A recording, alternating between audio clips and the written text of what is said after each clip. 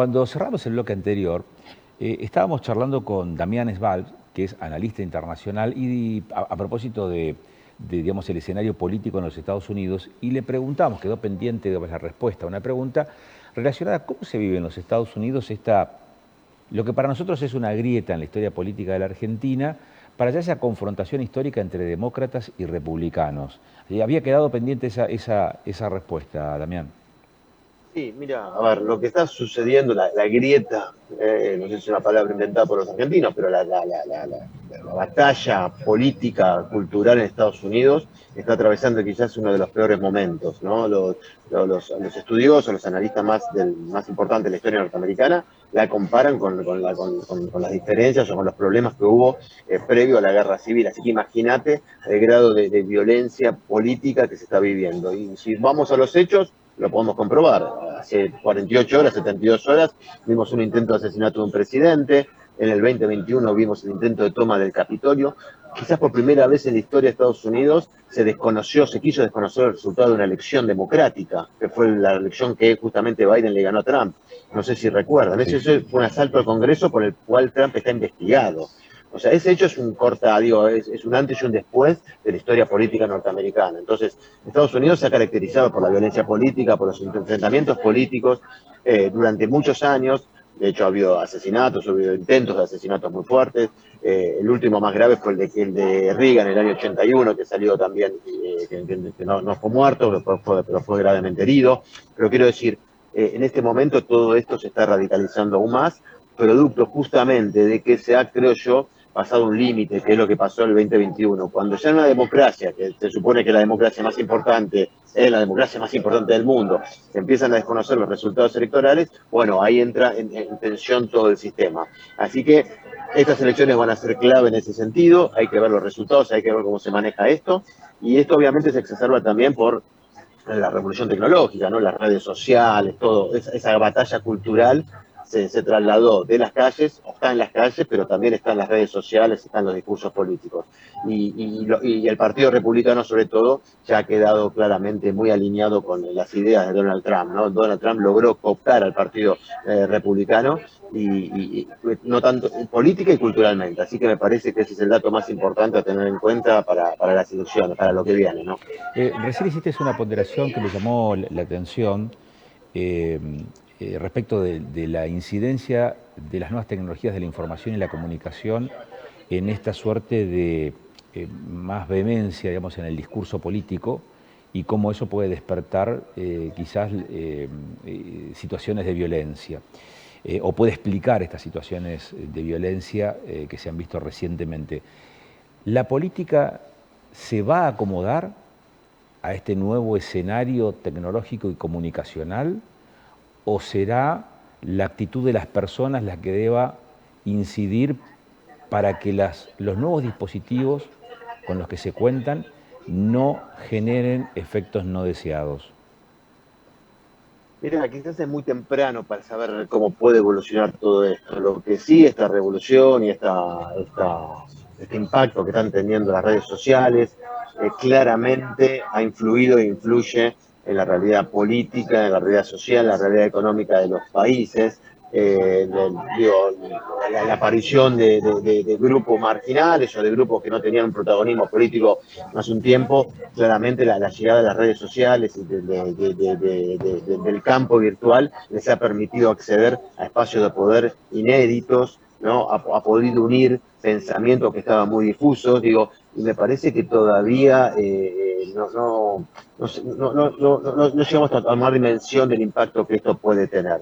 Yo creo que hay un impacto inmediato que es ese, ¿no? Ha cambiado quizás las reglas del juego político y ha impactado sobre las sociedades, pero no sé hasta dónde esto puede llegar. Y ahí, obviamente, como bien decís vos, es muy importante tener instituciones democráticas muy fuertes, poder tratar de regular esto, siempre con el límite de la regulación que no afecte las libertades de expresión, ¿no? Es un debate muy actual y muy presente, ¿no? Hoy las empresas tecnológicas tienen tienen más plata y más poder que muchos países. Entonces tienen poder para decir quién opina, quién no, qué se opina y qué no. Y eso, bueno, tiene una llegada global importante. Entonces, me parece que estamos en medio de una tormenta generalizada que bueno, habrá que ver en esas tensiones quién queda mejor parado, pero sin duda es un desafío para toda la humanidad, digo, y para todos nosotros, ¿no? Claro. Claramente. Damián, ha sido un gustazo charlar como siempre contigo, ¿eh? Muchas gracias. El gusto es mío y para la seguimos en otro momento. Abrazo Dale, grande. un abrazo grande. Damián Svalbs es analista internacional, con él charlamos acerca de las implicancias de este acontecimiento que cambió la agenda periodística de los medios de comunicación. En nuestro país, por ejemplo, cambió la agenda periodística de los canales de televisión con alcance nacional, por ejemplo. Estaban todos hasta un determinado momento narrando los detalles del caso Logan, este nene desaparecido en la Mesopotamia argentina, en Corrientes.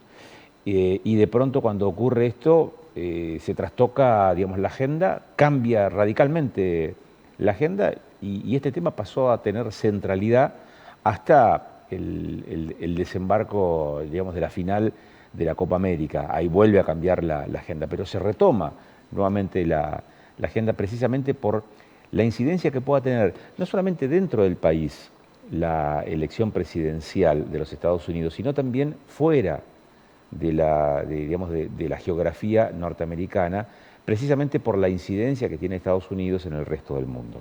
Y nosotros consultábamos, por ejemplo, cuál podría llegar a ser la implicancia para la Argentina.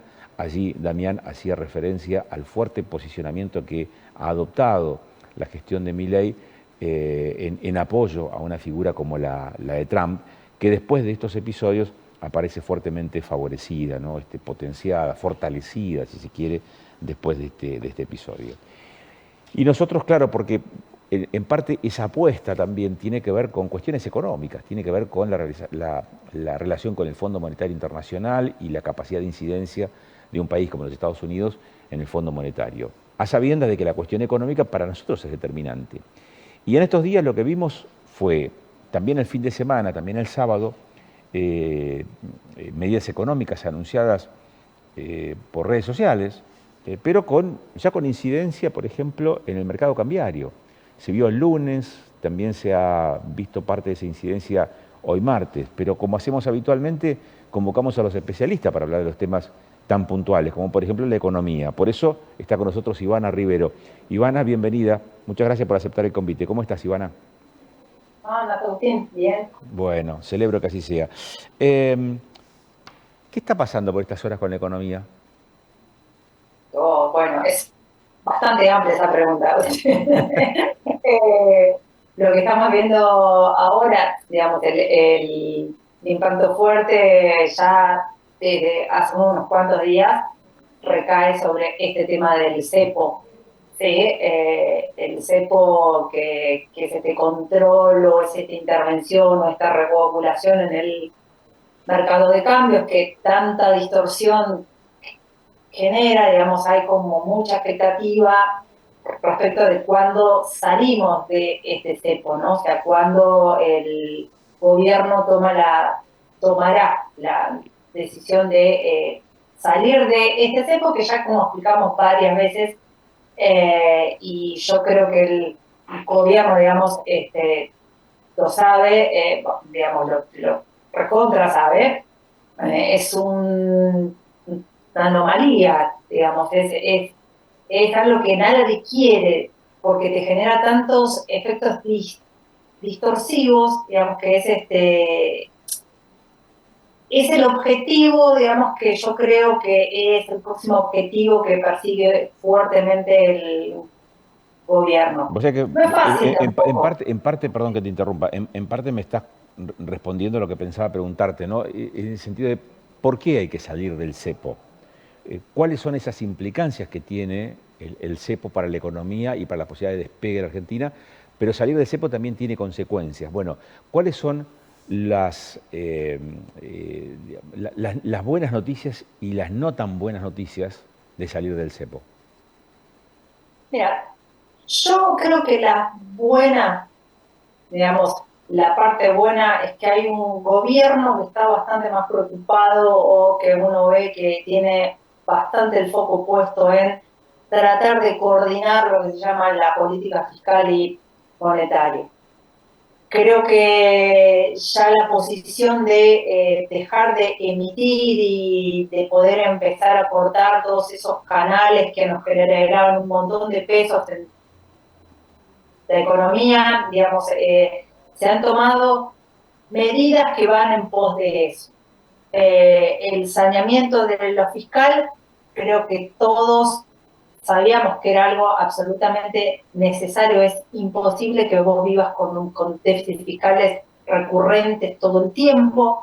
Digamos, eso te disparaba la emisión, el endeudamiento, etcétera. Todas las cosas que no fueron positivas para nuestra economía y que no suelen ser positivas para casi ninguna, pero mucho menos para países como el nuestro, que somos, digamos, países que se consideran de emergente, de alto riesgo, más toda la historia que uno trae, ¿sí? De rompimiento de contratos, hiperinflación, o sea, todo un montón de situaciones que en el resto del mundo están bastante resueltas, en nuestros países suelen ser bastante recurrentes. Este cepo lo que te genera es una regulación desde el Estado que interviene en un mercado, fija un precio, que es el tipo de cambio nominal, y lo que te genera es un mecanismo distorsionador, por ejemplo, lo que no le genera a aquellos que exportan, que venden sus bienes al resto del mundo, lo que no te generan son los incentivos para que vos liquides esos dólares a un precio más bajo que el dólar libre. Y por el lado de los importadores, digamos que son quienes demandan fuertemente esos dólares, lo que tenés son los incentivos a financiarte en pesos para poder comprar la mayor cantidad posible de dólares en el mercado, digamos, a un tipo de cambio oficial, porque está como más bajo que el dólar libre. Entonces ahí es, digamos, muy simplificadamente, lo que se te genera es un descalce entre la oferta y la demanda, digamos, ¿sí? Y es el Banco Central el que, para mantener ese tipo de cambio que él mismo fijó, tiene que salir a intervenir con un Banco Central que viene fuertemente castigado, digamos, sin reservas. Entonces, bueno, todo eso empieza a talentar una bola, imagínense, de expectativas, de lío por balanza de pagos, cuenta corriente, etcétera, etcétera, y caemos en lo que uno llama los problemas de restricción externa, de descoordinación intertemporal de la política monetaria, fiscal, etcétera, etcétera. Es un país que no es fácil de arreglar, digamos, ¿sí?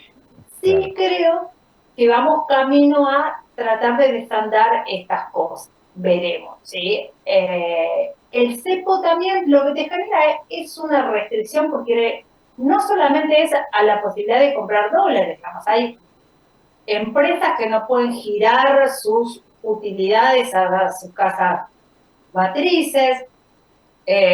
Acuérdense que hay muchos importadores que debieron incumplir con sus acreedores porque no tenían los dólares suficientes para poder hacer frente a los pagos. O sea, todo eso tiene daños importantes, básicamente en la confianza y en la credibilidad, ¿sí? Entonces, digamos, hasta que no salgas del cepo es como una condición necesaria para que vos puedas empezar a transitar un camino de crecimiento, ¿sí? No es condición necesaria y suficiente, vamos, ¿sí? Pero sí es una condición necesaria para que vos puedas comenzar a atraer estas supuestas inversiones, como el RIGI, para que se estimule el tema de la inversión interna. Digamos, ¿quién te va? Digamos, vos como inversor, y yo no tomaría la decisión de invertir ante una economía, ¿sí?, que regula este mercado, que te genera restricciones, digamos, no tenés la posibilidad de decidir muchas veces, porque no sabes lo que va a pasar, ¿sí? Esta incertidumbre, esta falta de certezas. Bueno, lo que pasó también estos días es que lo que se anunció, o una de las cuestiones que se anunciaron el fin de semana, fue, bueno, vamos a seguir cortando todas esas canillas que hacen que sigan fluyendo pesos, entre esos estos putos, digamos, y la esterilización de la oferta monetaria, esto es cuando el Banco Central compra los dólares, compra dólares, expende pesos. Entonces, esos son pesos que se vuelcan a la economía. Como ya hay muchos pesos, porque ya se vino invirtiendo fuertemente, digamos, ¿sí? Lo que trata es de esterilizar, o sea, trata de sacar esos pesos, entonces dice, bueno, yo compro en el mercado oficial, digamos, al tipo de cambio que yo fijo, pero voy a vender dólares en el mercado contado con liqui, o sea, compra a 900, vende a 1500, o sea, retira pesos de la economía. Pero ¿qué pasa? Cuando comenzamos a ver esto, en el mundo nos miran y dicen, bueno, o sea, el Banco Central está dejando de acumular reservas. Y acuérdense que la Argentina, digamos, que tiene deudas en dólares y tiene tiene fuertes vencimientos a fin de año y el próximo año. Entonces, desde afuera dicen, bueno, ante esta accionar del Banco Central, lo que me está diciendo es que no estás acumulando más reservas, entonces todo esto te genera el ruido, se te dispara el riesgo país, bajo el precio de los bonos, se te disparó el tipo de cambio libre, ¿sí? Entonces, nada, es este trade-off constante que hay, ¿sí? entre si compras y vendes, las expectativas, digamos, pero bueno, todas estas son consecuencias de las coyunturas argentinas, de la historia argentina que hemos sabido construir, digamos, ¿sí? Claro. Ivana, y ahora que, digamos, el gobierno que encabeza Milei tiene dos herramientas que ha gestionado el propio gobierno, pero que se le ha demorado, digamos, su aprobación en el Congreso, como son la ley bases y también el paquete fiscal. Pero también, además, tiene el Pacto de Mayo firmado y tiene allí otra norma, bueno, que es el régimen de incentivo a las grandes inversiones. Ahora que tiene estas herramientas, no solamente el discurso aquel que dice vamos a liberar la economía para que esta constricción que hemos sufrido durante todo este tiempo no siga encorsetándonos más y permitir el crecimiento. Y al mismo tiempo vamos a bajar la inflación porque la inflación es consecuencia de aquello. La inflación ha ido bajando. Ahora que tiene las herramientas jurídicas o legislativas, la demanda, y acá capaz que te estoy pidiendo un análisis más político que económico, pero en todo caso de política económica, la demanda ahora hacia la gestión de gobierno es empezar a obtener mejores resultados en el plano del desarrollo, del crecimiento y de la mejora de oportunidades para cada uno de los argentinos. Sí, claro.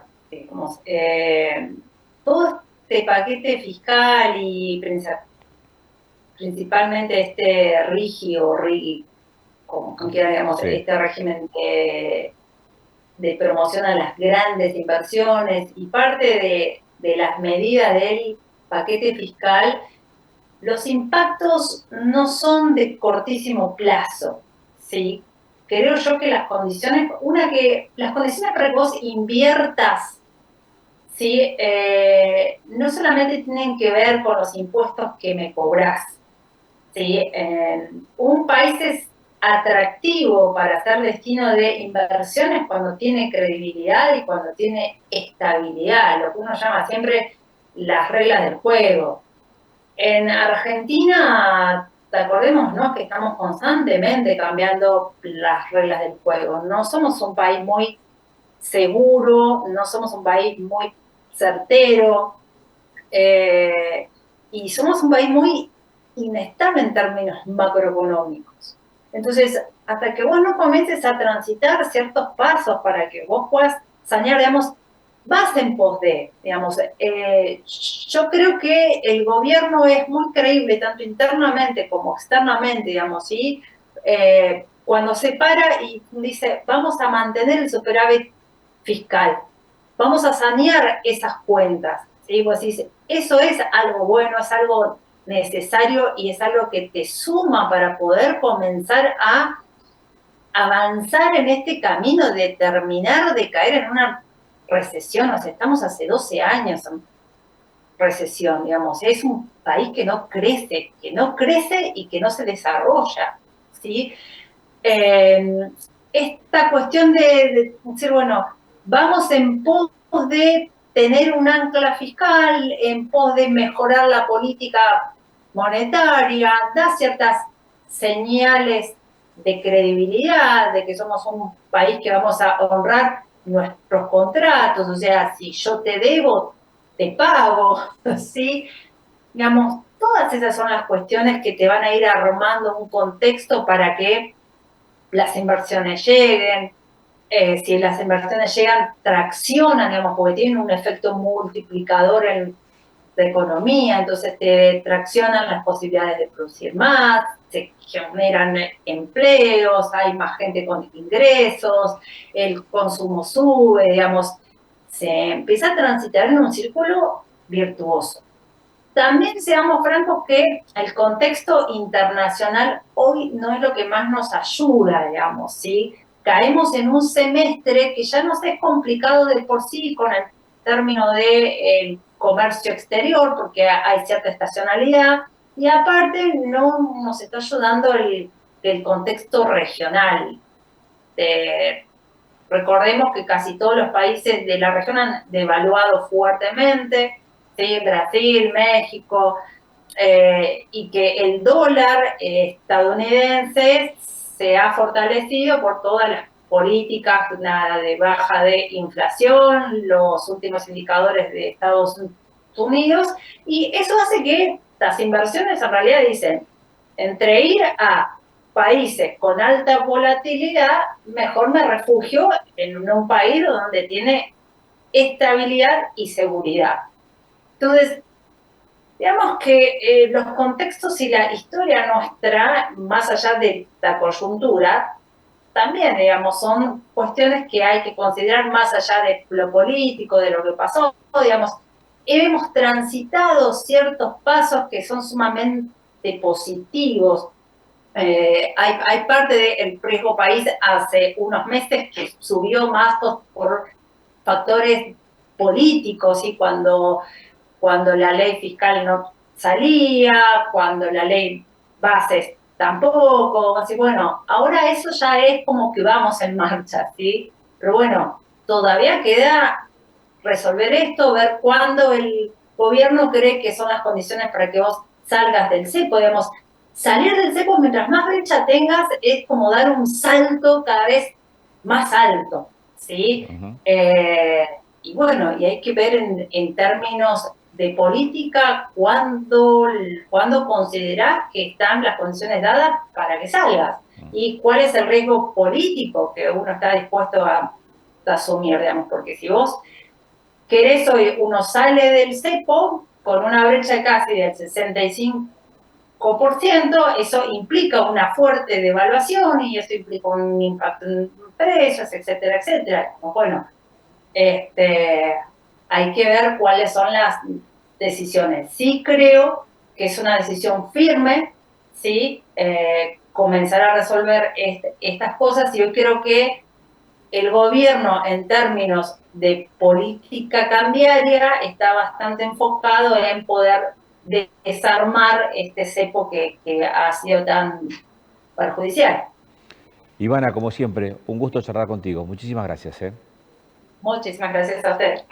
Ivana Rivero es economista, y con ella estamos llegando al final. Hablamos antes con otro analista, pero de política internacional, Damián Svalb, a propósito de lo que se puede llegar a venir en el escenario político y también en el de las relaciones internacionales con este proceso electivo que está en desarrollo en los Estados Unidos y que hoy tiene muy bien posicionado a Trump después del episodio de este fin de semana, en donde sale fortalecida la imagen de Trump. Y antes hablando con Giancarlo, es decir, empezamos hablando, fíjate vos, de economía, de números, de inversiones, hablamos de las relaciones internacionales y terminamos hablando de economía también, de números, la posibilidad, la necesidad de salir del cepo, cuáles son los pros y los contras de una medida de estas características que ha sido la particularidad de este último tiempo en la Argentina, y también una de las digamos, de las causales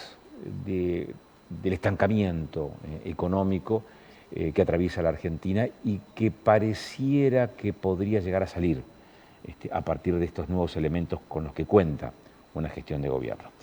Nos vamos a despedir, como hacemos siempre, con letras pandémicas y este obsequio que nos entrega semana a semana Miguel Sabone, y nos encontramos dentro de 7 días aquí en 24/7, Canal de Noticias. Letras pandémicas con Miguel Sabone, en Panorama. Benadryl, Sara Malacara, un fragmento. Estamos de cara al sol, gano casi siempre. Hace frío en el parque, quemamos verde, pintando con suerte 777. Estoy cansado, me siento dry, sacando escabio, me siento bien. Ahora en la cama gastando de 100, vos te matabas vendiendo miel. ¿Será la tristeza eso que nace de la opinión que uno tiene de poseer algún mal, algún defecto?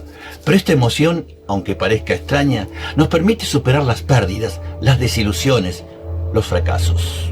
Y así, en ese hundirse en ese mundo se revela Elia como sombra del ser, llevándonos a lo indeterminado, a lo ambiguo, a lo amenazador que al ser nombrado muestra la profundidad del alma, como despertando lentamente de ese sueño inicial que provocó cierta ausencia.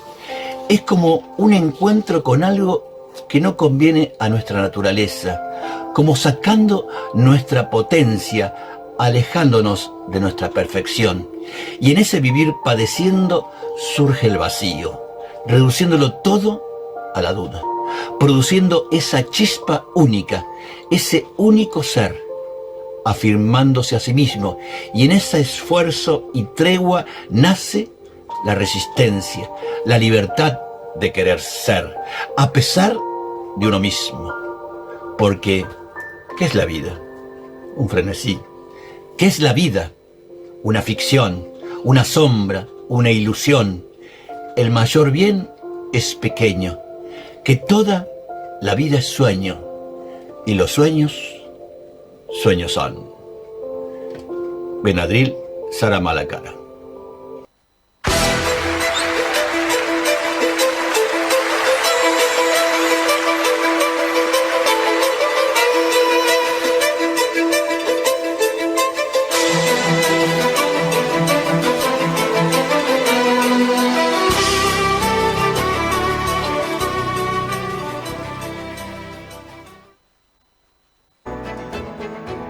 Gobierno de la provincia del Neuquén.